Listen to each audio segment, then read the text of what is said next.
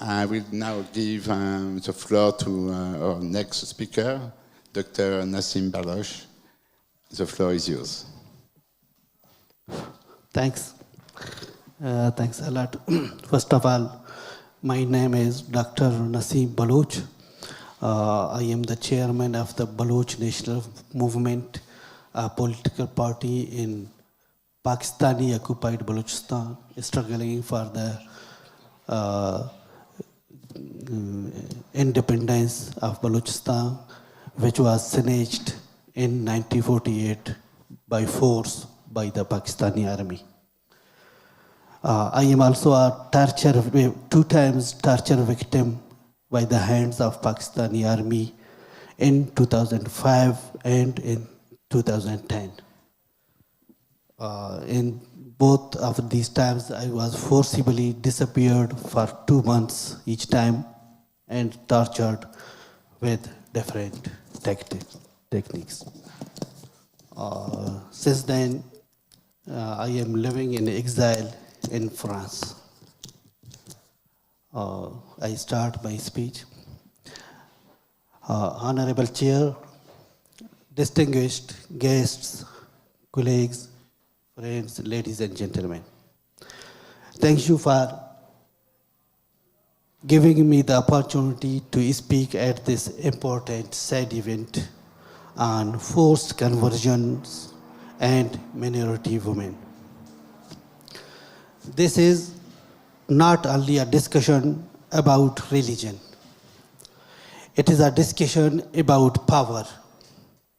It is about the body of a woman being treated as a battlefield. It is about a young girl being taken from her home, from her family, from her language, from her faith, and from her future. And then being told to say, I chose this. Let me ask this room a simple question. Can there be any freedom of religion when a child is afraid? Can there be any consent when girl is under pressure? Can there be any justice when the state protects the powerful and leaves the victim alone? Forced conversion is not a private matter. It is not a family dispute. It is not a simple change of faith. It is a violation of identity, violation of dignity, violation of freedom of conscience, violation against family life and basic human rights. And when this happens to minority women and underage girls, it becomes even more serious. Because the victim is targeted not only as a woman, but also as a member of a weaker community.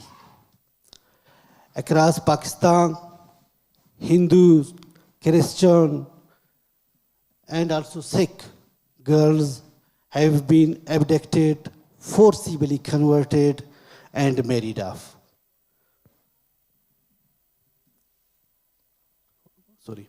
Their families are often too poor, too frightened, and too powerless to fight back.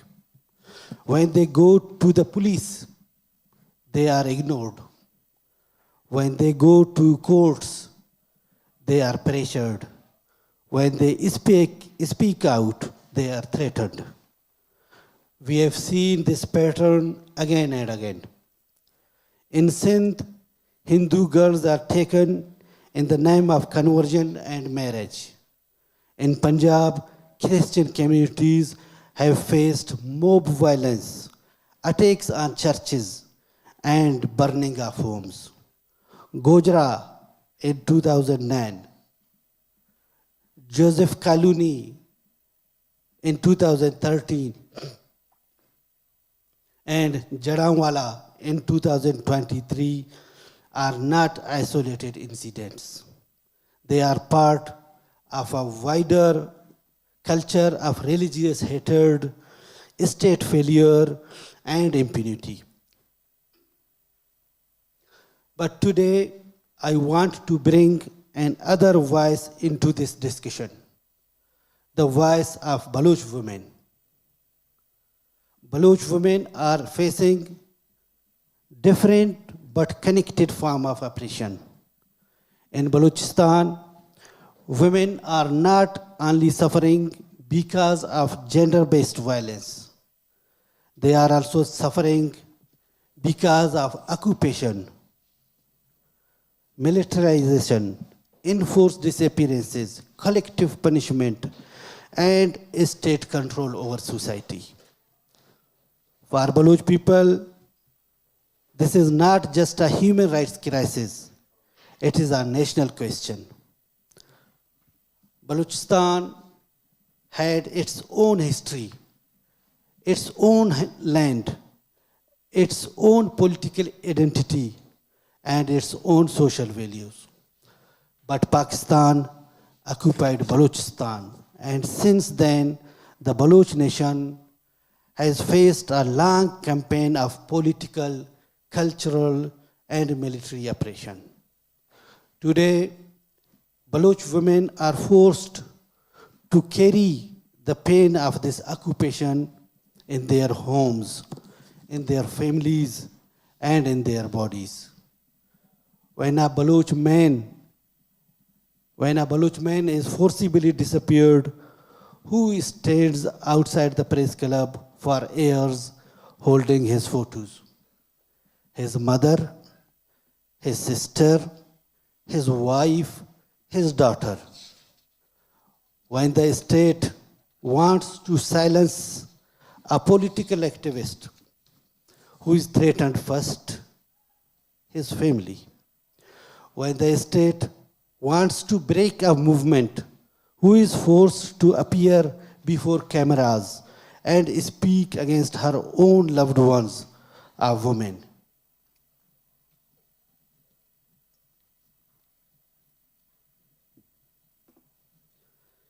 This is not normal. This is not lawful. This is not justice. This is a collective punishment. Only 2 weeks ago, my own sister was forced to appear in a press conference against me. She was made to speak under pressure in front of cameras, not because she believed those words, but because the state wanted to use her as a weapon against me.